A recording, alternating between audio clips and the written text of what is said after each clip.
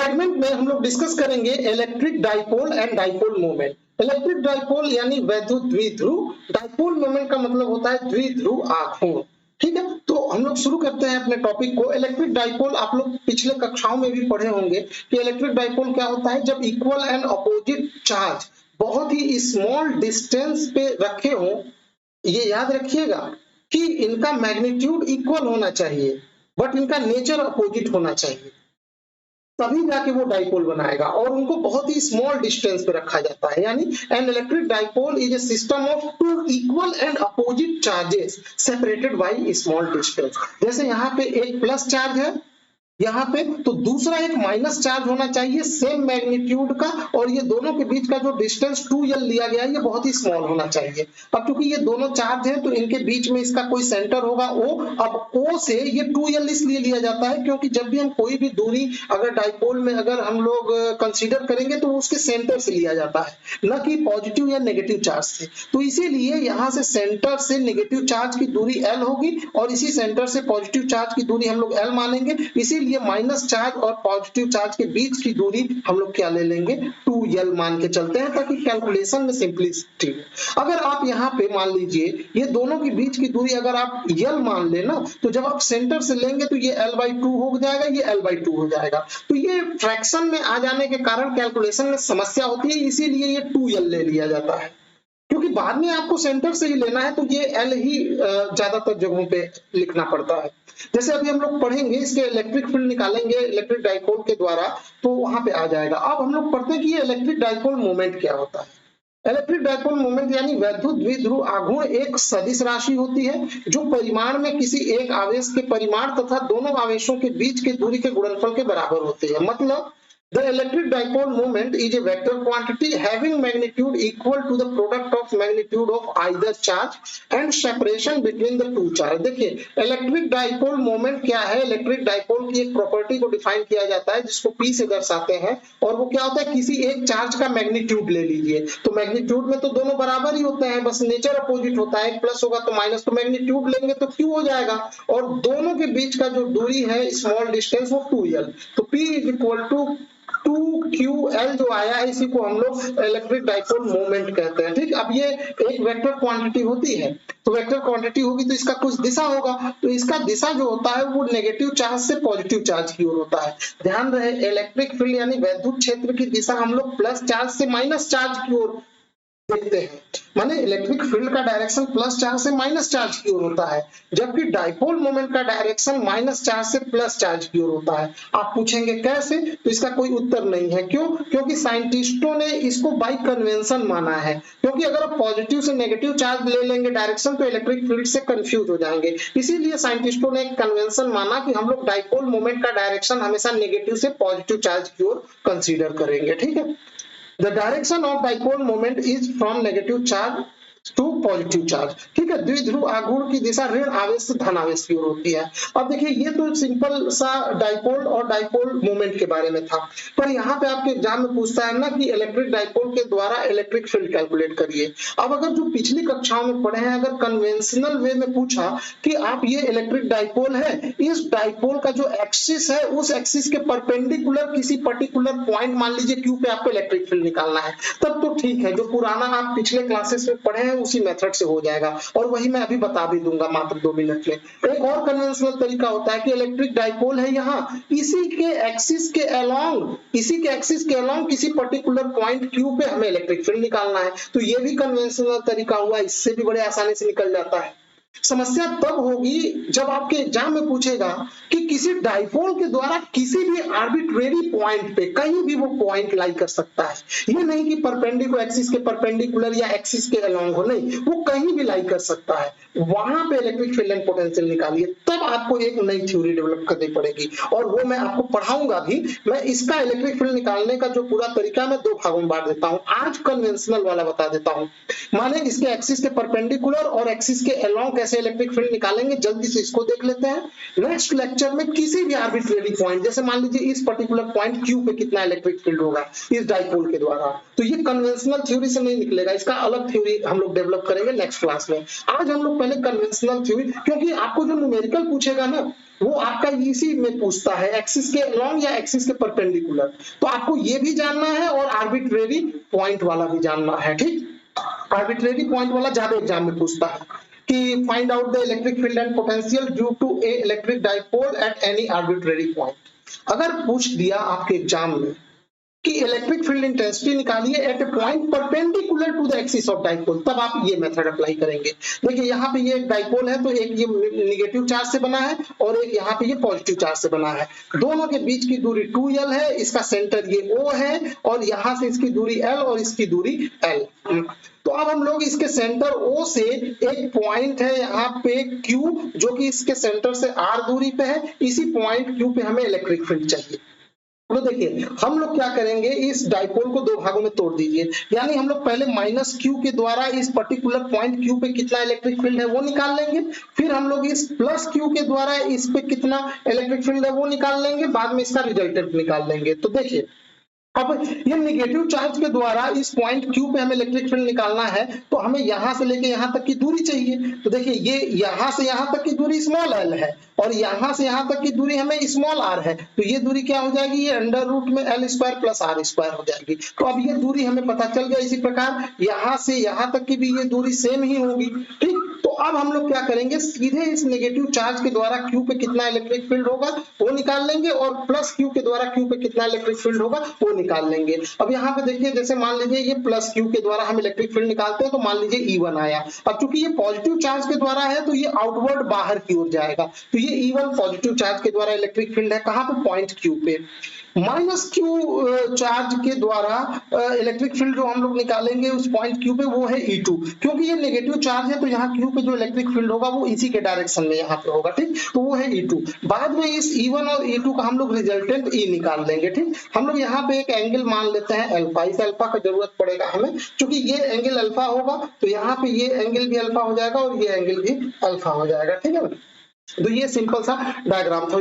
तो आपको याद है ना क्या ट्रिक अपनाना है, हम लोग पहले electric field strength eight point Q by positive Q charge, तो क्या हो जाएगा, वो होता है E1 इक्वल टू 1/4 पे epsilon not Q by R square. अब R स्क्वायर यहाँ पे ये R नहीं, क्योंकि हम प्लस चार्ज के द्वारा निकाल रहे हैं, तो प्लस चार्ज और Q के बीच में कितना दूरी है ये हमारा R है, तो वो हो जाएगा अंडर रूट में L square plus R square, उसका स्क्वायर करेंगे तो अंडर रूट खत्म हो जाएगा। इसी प्रकार इलेक्ट्रिक फील्ड पॉइंट Q निकाल लेते हैं by the charge minus Q, same formula बनेगा। ठीक, अब हम लोग क्या करते हैं, इसका रिजल्टेंट निकालते हैं। देखिए E1 डायरेक्शन में इधर जा रहा है, E2 डायरेक्शन में इधर जा रहा है, इसका रिजल्टेंट निकालेंगे तो ये E1 का हम लोग दो रिजॉल्व करेंगे पार्ट, ये इस डायरेक्शन में निकलेगा E1 cos अल्फा और एक परपेंडिकुलर डायरेक्शन में निकलेगा E1 sin अल्फा। इसी प्रकार ये E2 का एक इसी डायरेक्शन में निकलेगा, इस वाले डायरेक्शन में E2 cos अल्फा और ये परपेंडिकुलर डायरेक्शन में निकलेगा E2 sin अल्फा। अब देखिए E1 sin alpha E2 sin alpha एक दूसरे को नेग्लेक्ट कर देंगे, माने इनका रिजल्टेंट 0 आ जाएगा। अब बचा इस डायरेक्शन में E1 cos अल्फा और इसी डायरेक्शन में E2 cos अल्फा, यहाँ पे ये दोनों अपोजिट हो गए थे ना, यहाँ पे सेम आ रहे हैं, तो रिजल्टेंट E बराबर क्या हो गया, E1 cos alpha plus E2 cos alpha. ठीक है, क्योंकि सेम डायरेक्शन में आ जा रहा है ना इनका यहाँ पे कंपोनेंट।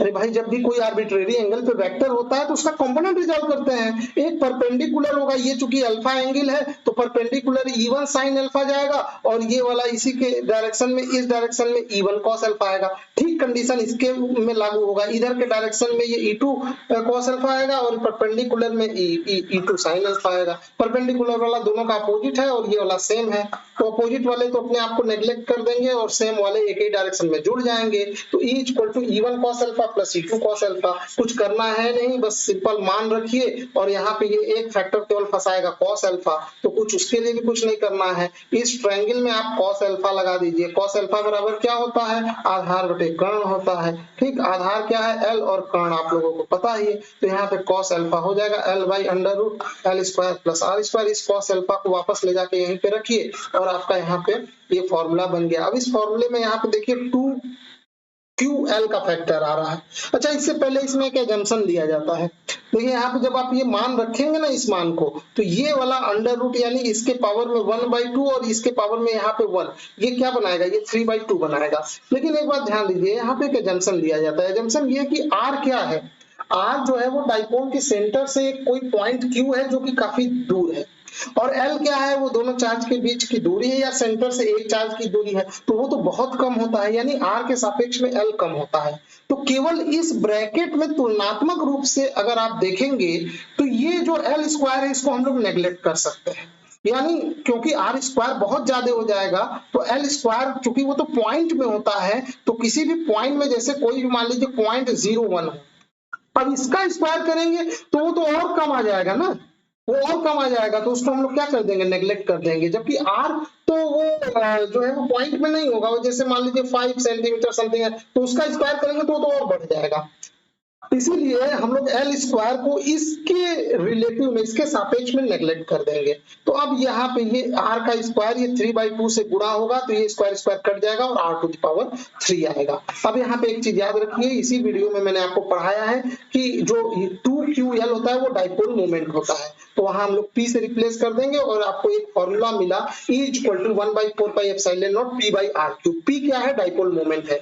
अब यहाँ पे एक बड़ा इंटरेस्टिंग चीज आपको देखने को मिल रहा है कि डाइपोल के द्वारा जो इलेक्ट्रिक फील्ड होता है वो 1/r³ के प्रोपोर्शनल होता है, या यूं कहिए r³ के इनवर्सली प्रोपोर्शनल होता है। जबकि पॉइंट चार्ज में इलेक्ट्रिक फील्ड क्या होता है, 1/r²।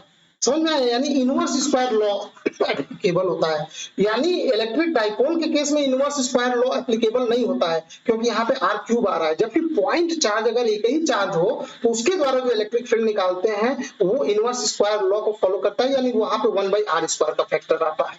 ये अब आप लोग याद रखेंगे। लास्ट में जल्दी से हम लोग देख लेते हैं एक और कन्वेंशनल केस कि यहाँ पे ये हमारा इलेक्ट्रिक डाइपोल है, बाकी सब चीजें जैसा उसमें बनाया गया तो उसमें भी सेम बनाया गया।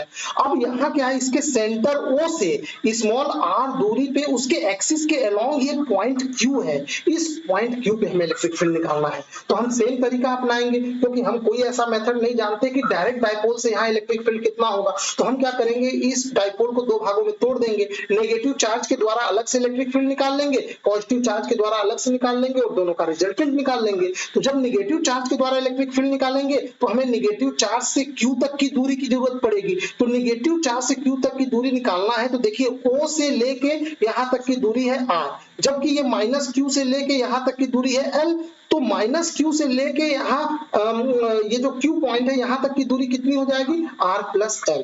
जबकि जब +Q के द्वारा निकालेंगे तो +Q के द्वारा यहाँ से निकालेंगे तो देखिए यहाँ सेंटर से लेके यहाँ तक की दूरी है R, और ये वाली दूरी जो O है ये +Q उसके बीच में L। तो हम R में से L घटा देंगे तो यहाँ से, यानी इस +Q से यहाँ तक की दूरी क्या आएगी, R-L। बस दूरी पता चल गया, दोनों चार्ज के द्वारा अलग अलग चलिए इलेक्ट्रिक फील्ड निकालते हैं, बाद में रिजल्टेंट ले लेंगे। रिजल्टेंट कैसे लेंगे, सिंपल है, +Q के द्वारा जो इलेक्ट्रिक फील्ड निकालेंगे वो आउटवर्ड बाहर की ओर जाएगा, क्योंकि पॉजिटिव चार्ज की लाइनें बाहर की ओर जाती हैं, और नेगेटिव चार्ज के द्वारा जो इलेक्ट्रिक फील्ड E2 निकालेंगे वो खुद नेगेटिव चार्ज की ओर जाएगा। तो अब यहाँ से देख लेते हैं, जिसका डिस्टेंस कम होगा वो इलेक्ट्रिक फील्ड ज्यादा का प्रभाव होगा, यानी +Q के द्वारा E1 है, -Q के द्वारा E2 है, तो नेट इलेक्ट्रिक फील्ड क्या हो जाएगा, वो E1 - E2 हो जाएगा। समझ में आया ना, या फिर यूं कह लीजिए मॉड में E1 - E2 हो जाएगा, या E2 - E1 लेकिन मॉड में।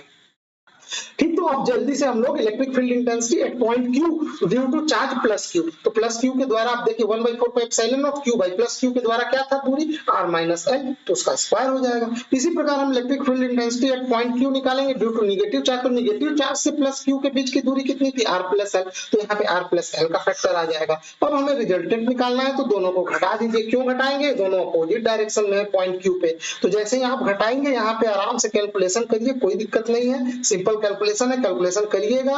फिर a + b and a - b के होल स्क्वायर का सूत्र लगा के इसको यहाँ पे, अच्छा एक चीज और, यहाँ पे देखिए ये यहाँ पे जब आप इसका मल्टीप्लाई करेंगे ना तो यहाँ पे ये क्या बन रहा है, ये a - b into a + b, तो a² - b स्क्वायर का ये फॉर्मूला बनेगा, तो ये r² - l स्क्वायर का फॉर्मूला बनेगा, लेकिन इसका भी स्क्वायर होगा क्योंकि ये भी स्क्वायर है, ये भी स्क्वायर है। ठीक है, इसको भूलिएगा। फिर यहाँ पे ये उसका जब ओपन करेंगे तो कुछ फैक्टर कट जाएगा और यहाँ पे ये अच्छा सा सिंपल सा फॉर्मूला बन गया। यहाँ भी वही एजम्पशन लगाएंगे, क्योंकि r की तुलना में l बहुत कम है तो l का स्क्वायर और कम हो जाएगा, तो r के सापेक्ष में l स्क्वायर को हम नेग्लेक्ट कर देंगे। अब बचा यहाँ r स्क्वायर और इसका स्क्वायर, तो r टू द पावर क्या आ जाएगा, 4 आ जाएगा। यहाँ पे बचा r टू द पावर 4, ऊपर एक r है ये याद रखिएगा। अब यहाँ पे जो 4 आया है ना, इसको दो भागों में तोड़िए। क्यों? क्योंकि यहाँ पे मैं डाइपोल मोमेंट को इन्वॉल्व करना चाहता हूँ, तो 2ql अलग कर लीजिए, 2 अलग कर लीजिए, 4ql है ना, r को अलग करिए, r से r ये कट जाएगा, यहाँ पे क्यूब बचेगा और 2ql की जगह हम लोग लिख देंगे p और ये बचा हुआ 2 ट्वाइस। तो अब आप लोगों को यहाँ पे फाइनल फॉर्मूला मिल गया, E इक्वल टू 1/4πε0 2p/r³। यहाँ भी देखने को मिल रहा है कि डाइपोल में जो इलेक्ट्रिक फील्ड होता है वो 1/r³ के फैक्टर से वेरी करता है, ठीक है ना। और यहाँ पे P इक्वल टू 2ql क्या है, डाइपोल मोमेंट है। अब एक चीज याद रखिएगा, अगर किसी भी डाइपोल के एक्सिस के परपेंडिकुलर किसी पर्टिकुलर पॉइंट पे अगर इलेक्ट्रिक फील्ड है E, तो उसी अगर उतना ही दूरी ले r और उतना ही r दूरी पे अगर उसके एक्सिस के अलावा कहीं पे इलेक्ट्रिक फील्ड निकालेंगे तो वो जस्ट दुगना आएगा, क्योंकि देखिए फॉर्मूला सेम बस आ रहा है, बस डबल का अंतर है। देखिए यहाँ पे फॉर्मूला जब आया था इस केस में तो यहाँ पे क्या था, 1/4πε0 p/r³।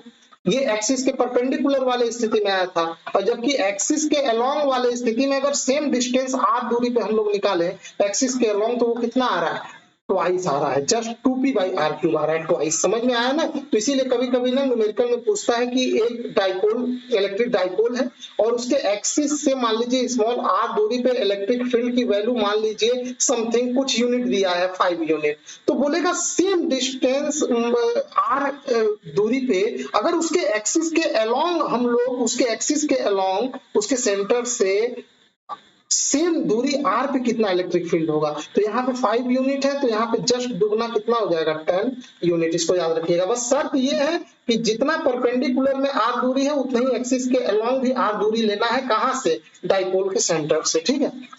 तो ये आप लोग इसको याद रखेंगे, ठीक। तो यहाँ पे हम लोग ये कन्वेंशनल माने जो पुराने क्लासेस में इंटर वगैरह में आप लोग पढ़े हैं उसी के मेथड के अनुसार हम लोग यहाँ पे इलेक्ट्रिक डाइपोल और इलेक्ट्रिक फील्ड निकाले।